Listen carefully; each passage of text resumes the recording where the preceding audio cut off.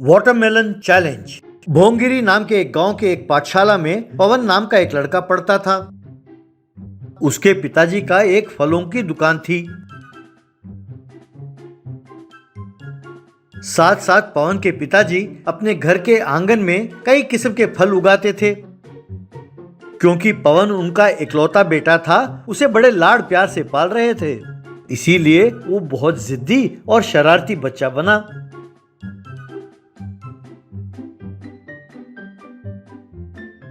उनके घर के सामने एक व्यायामशाला थी।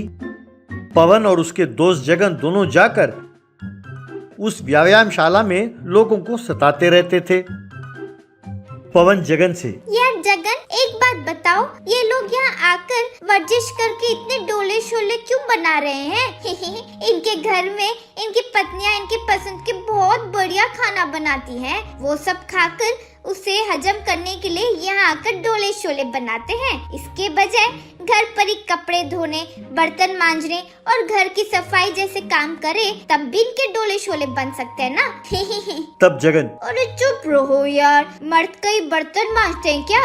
तुम भी ना। तब पवन, क्यों? खाना पकाकर अपनी पत्नी और बच्चों को खिलाने में क्या बुराई है? भाई आजकल तो ऐसा ही चलता है, लेकिन लगता है इन्हें खाने के अलावा काम करना इनकी बस की बात नहीं है। यूं इनको आपस में बात करते हुए सुनकर वहां कुछ लोग हंसकर चुप हो जाते थे, लेकिन एक आध इन्हें मारने के लिए भी आते थे। तब ये दोनों वहां से भाग खड़े होते थे। ये सिलसिला चलता रहता था। एक दिन एक पहलवान के पास उस जिम का ट्रेनर आया और वो उस पहलवान से, मनोहर, आज तुम्हें कम से कम 200 पाउंड यानी 100 केजी का वजन उठाना होगा, कहकर एक लोहे के रॉड के दोनों सिरों पर वेट्स रखा और उसे उठाने के लिए कहा। मनोहर ने बड़े मुश्किल से उस वेट को अपनी छाती तक ले आया और फिर ऊपर उठाने की कोशिश की, लेकिन उसे उठाया नहीं गया। वहीं खड़ा पवन ये सब देख रहा था। वो जोर से हंसते हुए, भाई 100 केजी वजन नहीं उठा पा रहा है, ये कैसा मर्द हुआ? ये सुनकर मनोहर को बहुत गुस्सा आया। वो उठा और, क्या बकवास कर रहे हो? ज्यादा मत बोलो, तुम 10 किलो उठाकर दिखाओ तो मैं मानूं, कहकर उसे मारने गया। तब वहीं खड़ा ट्रेनर ने मनोहर को रोका और, अरे रहने दो मनोहर, ये बच्चा है, इसके मुंह क्यों लगते हो? तब मनोहर, अरे बच्चा है तो क्या हुआ, बड़ी बड़ी बातें कर रहा है।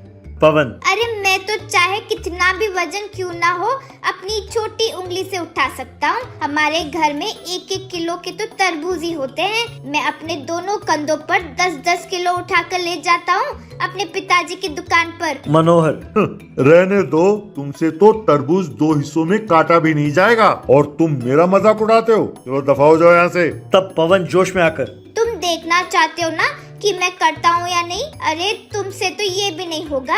लगा लो शर्त, मैं दिखाता हूँ तुम्हें कमाल। मनोहर, अरे रहने दो, तुम बच्चे हो, तुमसे मेरा क्या मुकाबला। तब पवन, देखा कितने आराम से भाग रहे हो। अरे डोले शोले है, तुमसे तो तरबूज भी नहीं काटा जाएगा। कहकर हंसने लगा। मनोहर, ठहर बच्चू, आज जब तक तुम्हारी खबर ना लूं मैं सोऊंगा नहीं चैन से। शर्त लगाना चाहते हो? चलो, लगी शर्त 10,000 रुपए की। अपने बाप से पैसे मांग कर तैयार रखना शर्त के लिए। पवन, बस 10,000? अरे मेरे पिगी बैंक में तो इससे ज्यादा पैसे हैं। जाओ पहले अपने पत्नी से मांग कर पैसे तैयार रखो। हमारा मुकाबला कल होगा। ये ट्रेनर सर है ना, यही हमारे जज होंगे। हम दोनों में से 10 मिनटों में जो ज्यादा तरबूज काटेगा उसी की जीत होगी। जगन, कल हमारे स्कूल के मैदान में अपना मुकाबला होगा। अपने स्कूल के सब स्टूडेंट्स को आने के लिए कहना। अगले दिन स्कूल के मैदान में काफी हलचल था। 2 लंबे टेबलों में बहुत सारे तरबूज रखे हुए थे।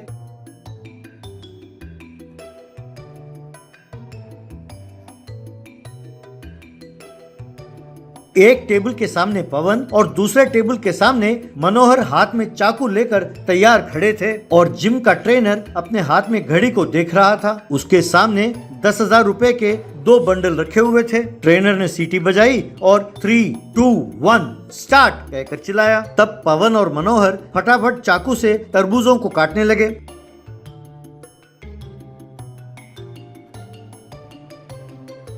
मनोहर फटाफट काट रहा था।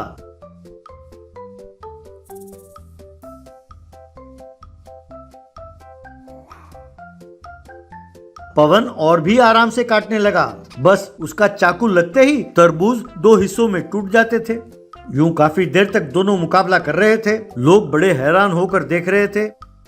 जैसे ही रेफरी ने सीटी बजाई, दोनों ने काटना बंद किया। तब उन्होंने देखा कि मनोहर के कुछ तरबूज अभी भी साबुत बचे थे।